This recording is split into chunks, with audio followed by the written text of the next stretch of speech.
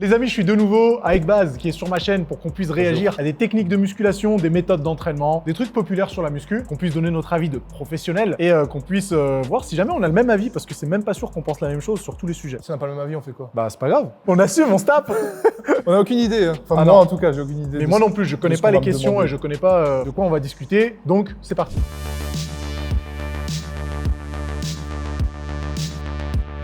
Non. Non. Next.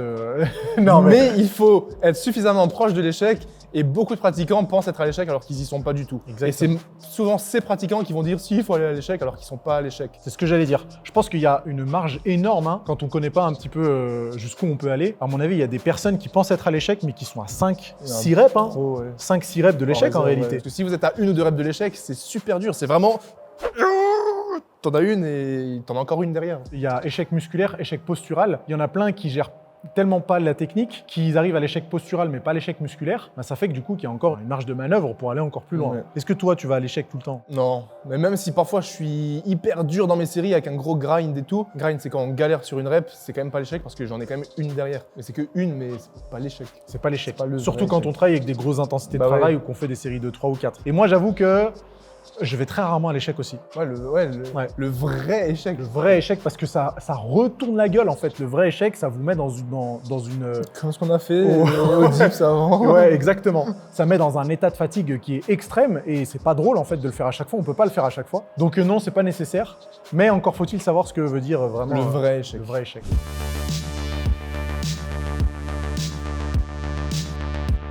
Bah, on va pas parler, je pense, du muscle cardiaque. J'ai pas les connaissances pour parler de ça. Non, déjà, restons sur les muscles squelettiques, les muscles striés. Bah, tous les muscles squelettiques striés peuvent être hypertrophiés. Par exemple, les extenseurs des doigts, au niveau des doigts, forcément, il y a moins de fibres musculaires, il y a moins de sarcomères, faut pas être énorme. Et Jamais.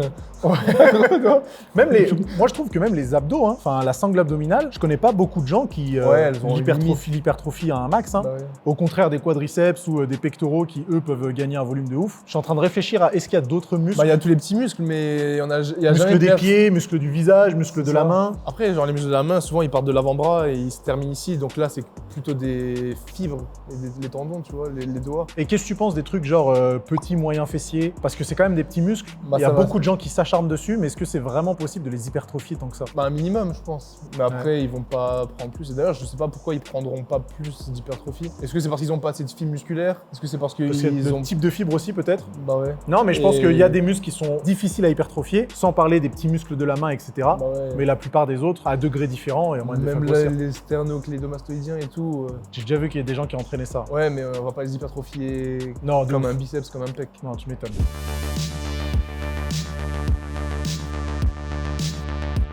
Bah, j'ai fait un deload la semaine dernière. Voilà. Donc je pense que c'est intéressant. Un deload, c'est quand vous arrivez à un programme de force, même de body, et que vous sentez que vous êtes fatigué, ou alors moins de motivation, ou alors baisse de performance. Vous allez prendre une semaine, pas off, mais vous allez simplement diminuer le volume pour permettre à votre système nerveux de se reposer. Et la semaine d'après, vous allez reprendre en dessous pour remonter plus haut.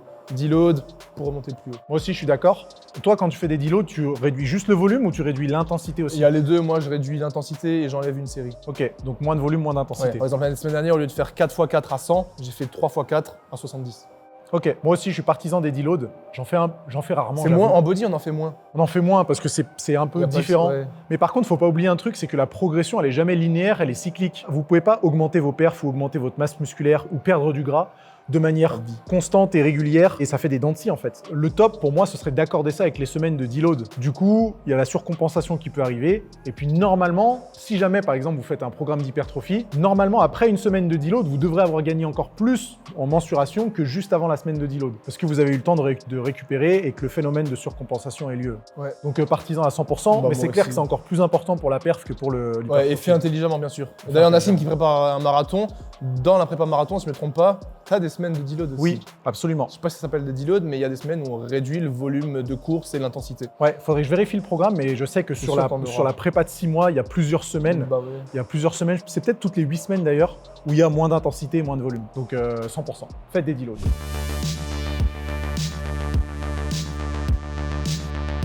Oh, oh là là. Moi, ce que je vais dire, c'est que quand tu fais une traction, tes omoplates, elles se rapprochent. Et si tes omoplates se rapprochent, c'est que tes rhomboïdes et trapèzes moyens travaillent.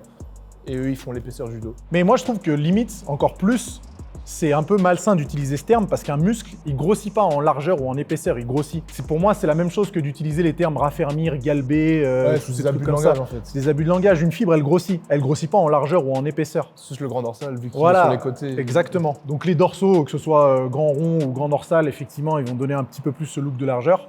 Et rhomboïde, trapèze, ça sera plus l'épaisseur. Mais non, c'est un peu un abus de langage. Plutôt que dire rowing, ça fait les trapèzes, suffit que tu fais un rowing avec le coude qui vient vers ta hanche et c'est plus le trapèze. Ouais, c'est dorsaux. Donc arrêtez d'utiliser ça. Ouais. Sauf que moi aussi, je l'ai utilisé au début. Bon, on l'utilise tous. J'ai fait une vidéo YouTube, je crois, comment travailler la largeur du dos, un truc comme Comme ça, ça. j'ai pas beaucoup utilisé Ah ouais. directement. Mais pour ma défense, c'était en 2014.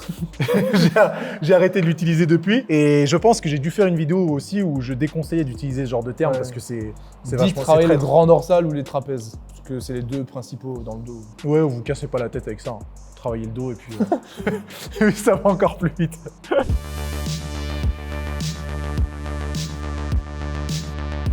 Est-ce que tu es familier avec ça? Bah ouais, mais. Dorian Yates, tu vois qui c'est? Ouais, mais si tu me dis le volume à intensity, bah ça pense que c'est le volume. Non, low volume. Ah, low volume. Ouais, low volume. Bah Donc, ça pense que c'est low volume. Moi, je suis partisan du. Si tu fais le minimum nécessaire pour prendre ton muscle, mieux vaut faire ça que d'en faire plus. je suis tout à fait d'accord avec toi. Ce que je faisais pas au début, mais là, c'est ce que je Ouais, fais. tu rajoutais des séries Ouais. à tort et à travers. Dorian Yates, lui, il était partisan d'une série. Une seule. Ouais, Genre, mais par exemple, un pour... top 7, non? Non, c'est vrai. Alors, en Avant fait, c'est ça, un... il y avait sa montée. Ouais, c'est un peu traître parce que dans tous les magazines que je lisais de Muscle Fitness et Flex Magazine, ils disaient que Dorian Yates faisait une série en mode américain all out. Donc il allait à l'échec, il faisait des négatifs, il faisait de l'isométrique, il faisait du drop set, machin, Ouais, sur une série. sur une série. Et avant ça, il avait ses séries d'échauffement, mais en fait, ces séries d'échauffement, c'était des séries de 12 où il allait pas à l'échec. Ouais. Donc elle comptait quand même dans son Bah oui, volume tu montes d'entraînement. progressif. Donc encore une fois, c'est un peu un abus de langage, je trouve. Et il n'y a aucun bodybuilder qui s'est développé juste avec une série. J'ai jamais vu ça, et je pense qu'on verra jamais ça de toute façon. Bah ouais, et en plus, si tu fais qu'une série où tu donnes tout, etc., bah tu sais même pas combien de reps t'as fait vraiment. Exactement. Si tu fais des dégressifs, tu sais pas combien, du coup, t'as pas de moyen de traquer. Ouais, ta surcharge progressive, tu sais pas du Bah tout ouais. comment ça se passe. Donc peut-être ça fonctionne, c'est sûr, vu qu'on est à l'échec, et ce qui simule l'hypertrophie, c'est l'échec, mais c'est juste que c'est pas optimal. Bon, pourquoi tu ferais un truc qui est pas optimal alors tu peux faire Mais 3 fois.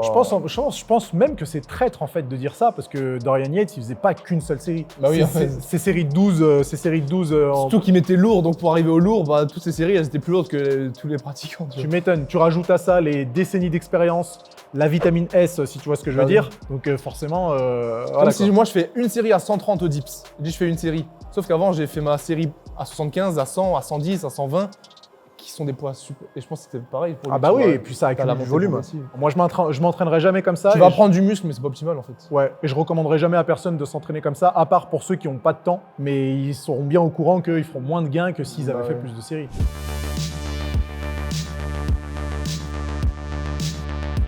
Entre 10 et 20, tu commences sur le bas de l'échelle. Si tu progresses, tu restes là-dessus. Dès que tu progresses pas, tu augmentes. Et si tu fais 40 séries par semaine, réessaye d'augmenter l'intensité et de baisser le volume entre 10 et 20. Je suis d'accord avec ça, mais tu vois, ça c'est... J'exagère. De quoi? Sur les 40 séries? Bon, parce que pendant 3 ans, moi j'étais à 40 séries. Je crois que j'ai jamais fait 40 séries par groupe musculaire. Mais et moi par semaine. vraiment, tu te mets en 10 et 20. Tu fais le minimum nécessaire. Si tu progresses, tu restes là-dessus. Et si tu progresses plus, tu augmentes les séries. Et- Ouais, ça c'est une parole de sage, mais il n'y a personne qui va t'écouter parce que les gens ont envie de faire beaucoup trop dès le début. Et puis en plus, personne ne calcule le nombre de séries qu'ils font Ouais, par semaine. C'est effectif. Tu demandes à n'importe quel pratiquant de musculation, même certains qui ont un peu d'expérience, hein, combien de séries ils font pour les pecs en une semaine. Ils vont te dire, je sais pas, je fais 4 séries de 5, 4 séries de 10 Ouais, sur ouais. 3 exercices, ça fait combien? Donc clairement, la plupart des pratiquants ne le savent même pas. Mais je suis d'accord avec le fait de conseiller le minimum possible, et le minimum, ce serait peut-être 10 séries par semaine. Bah ouais. Et puis après, d'augmenter au fur et à mesure en fonction des résultats. Et encore, il y a la différence entre optimisation et tu vas progresser. Jeff Nipa, il a fait une vidéo là-dessus il y a pas longtemps. Sur le volume d'entraînement? Ouais, il parle que même si tu fais une série par semaine, tu progresses, mais que c'est pas optimal, Oui. mais tu progresses. Oui, tu Et progresses. vous êtes trop à confondre la progression et l'optimisation de cette progression. Et que la différence, elle est souvent minime. Il y a quand même certaines études scientifiques qui montrent que le maximum, ce serait 32 séries par groupe musculaire et par semaine. Au-delà de ça, il n'y aurait pas de gain musculaire significatif. Mais même ça à prendre avec des pincettes parce que les études scientifiques, elles sont faites dans des conditions particulières, Ah ouais. avec des gens particuliers. On est tous différents. On est tous différents. Des fois, ils comptent les exercices polyarticulaires, par exemple un développé couché comme du volume pour les pectoraux et les triceps. Ouais, parfois l'inverse. Donc c'est un peu difficile. Et ça va aussi dépendre des exercices. Ouais. Du coup, essayez de faire entre 10 et 20 séries par semaine, par muscle, ça suffira largement. Puis après, vous augmentez si jamais vous progressez. Mais il n'y a pas de nombre précis. Si un jour un coach vous dit c'est 15, c'est 22, bah il sait pas trop 23. Il sait pas trop de quoi il parle. Non, il sait pas trop de quoi il parle.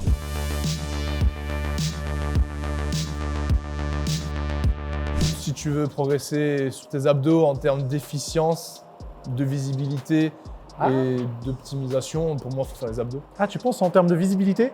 Ouais, je pense. Ah ouais? Moi, je fais plus les abdos, mais je sais que quand j'ai fait de la gym, pendant 15 ans, je les fumais. Et ça serait hypocrite de dire je fais pas les abdos, ils sont là à cause de la diète. Ouais. Parce que pendant 15 ans, j'ai fait du gainage toute ma vie. Ouais. Et ça reste un muscle. Du coup, pourquoi on ferait pas des séries en lourd avec étirement, contraction? C'est mon avis. Et ça va augmenter le gainage.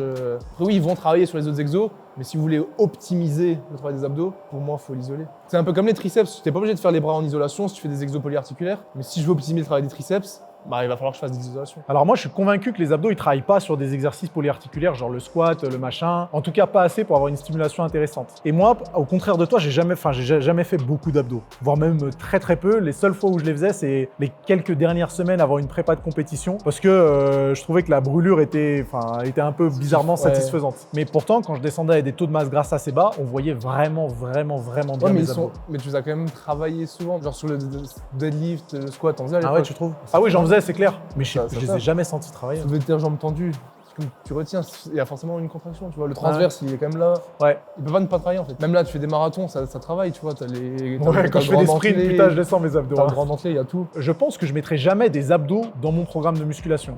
Peut-être que j'en jetterai un petit peu. T'as jamais voulu les optimiser? Pourquoi faire? Oui, non, mais imagine demain si je veux les meilleurs abdos, tu vas en faire. Ah si, ah bah oui, ah bien sûr, clairement. Donc clairement. pour les optimiser, faut les travailler. T'en ferais. Ouais. Dans une logique de performance aussi, si t'es un sportif, tu fais de la boxe, du foot, machin, pour les déplacements, c'est hyper intéressant. Pour l'hypertrophie, j'ai quand même un petit doute. Moi, je pense que c'est comme un muscle, faut quand même les travailler comme les autres fibres musculaires si on veut les optimiser, mais que c'est pas nécessaire dans 90% des cas si vous vous en fichez du gainage ou de.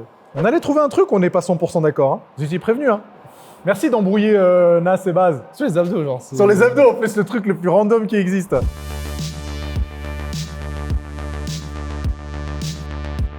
Oui. Alors oui, mais ça veut dire quoi développer lourd si tu veux. Non, mais ça veut dire quoi Lourd, lourd? ça veut dire toujours plus lourd que les mois d'avant. Oui, ça je suis 100% d'accord. Voilà. Donc si tu veux progresser longtemps en hypertrophie, vu que tu vas mettre toujours plus lourd, tu seras obligé de mettre lourd. Mais par exemple, moi 200 au squat, c'est pas lourd. Vu que je côtoie des gens qui font 300. Voilà. Un débutant, 60, c'est lourd. Donc en fait, est-ce qu'il faut mettre plus lourd que ce qu'on faisait avant? Oui. Je suis d'accord. Mais lourd, totalement. c'est. Si à la semaine 1, tu faisais des séries à 60 kg au développé couché et à la semaine 12, tu fais des séries à 50, c'est qu'il y a un problème. Ouais. Ça, c'est sûr et certain. Mais lourd, c'est subjectif, tu vois. Mais ouais, c'est subjectif, c'est pour ça que c'est traître. Et moi, j'utilise pas trop ce terme parce que les gens ont tendance à confondre. J'augmente ma charge de travail, donc je mets de plus en plus lourd. Et je mets le plus lourd possible sans faire attention à la technique, sans faire attention aux autres variables de l'entraînement. Et ça me gêne un petit peu. On est d'accord? Ouais. Mais pour toi, ça a l'air logique parce que peut-être tu as été sportif toute ta vie, mais il y a des gens qui rentrent dans des salles de musculation, pour eux, ils mettent le plus lourd possible, alors que pour moi, c'est pas la bonne habitude. Et d'ailleurs, on parlait juste avant du fait que moi, je suis pas arrivé à faire une rep avec 2 haltères de 60 kg au développé couché et qu'il y a des pratiquants qui ont 10, 12 ans de moins que moi qui y arrivent. Mais est-ce qu'ils stimulent vraiment les fibres musculaires de leur grand pectoral? Ah, la réponse est probablement non. Pour ces pratiquants-là, ils auraient mieux fait de commencer un petit peu plus léger et de ne pas brûler les étapes pour avoir non seulement de bonnes performances et en plus un bon développement musculaire. Ouais. Mais ce qui est sûr, c'est qu'il faut mettre le plus lourd possible tant que l'exécution elle est en accord avec les objectifs. Je pense que la réponse à la question, c'est qu'il faut mettre plus lourd que ce qu'on faisait avant. Ouais. Que lourd, ça veut tout et rien dire. Ça veut rien dire. C'est comme dire est-ce que 80 kg c'est musclé? Ouais. Ça dépend ça plein dépend de plein de choses, ta taille, ton taux de masse grasse, ça. etc.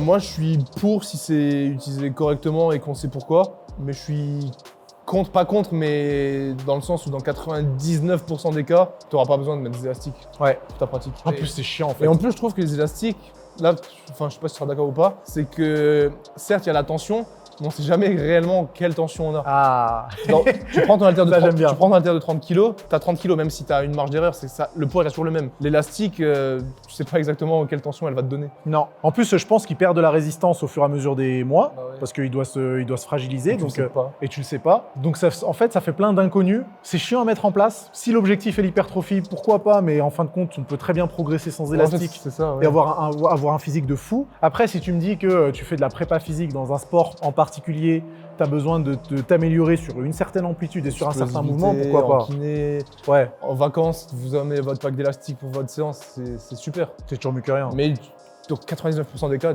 même pas 100%. C'est un peu comme dire est-ce qu'il faut du développé couché pour les pecs. Non. Dans 99% des cas, tu peux Ouais. en faire 100. Mais c'est très bien d'en faire si tu veux. Je sais pas pourquoi il y a autant de pratiquants qui viennent à la salle avec leur élastique en pensant vraiment qu'il va y avoir une différence significative sur le recrutement musculaire ou sur leur progression. La réalité, c'est que c'est beaucoup d'emmerdement pour pas grand chose. Et c'est un peu ce qu'on disait avant, c'est parfois sur un exercice, l'élastique, ça va optimiser cette fameuse courbe de résistance. C'est-à-dire que quand votre muscle il va être faible, le poids est plus léger. Et quand votre muscle il va être fort, le poids sera plus lourd. Mais cette optimisation, elle ne va pas vous faire prendre plus de muscle ou alors peut-être 1% et encore. Et en plus, il faut savoir sur quel exercice c'est ça. le faire, hein, parce que c'est pas toujours une bonne idée. Donc, je pense qu'on est d'accord que l'élastique c'est terrible, c'est un truc hyper bien si c'est bien utilisé et qu'on sait pourquoi, mais c'est pas nécessaire. Pas nécessaire.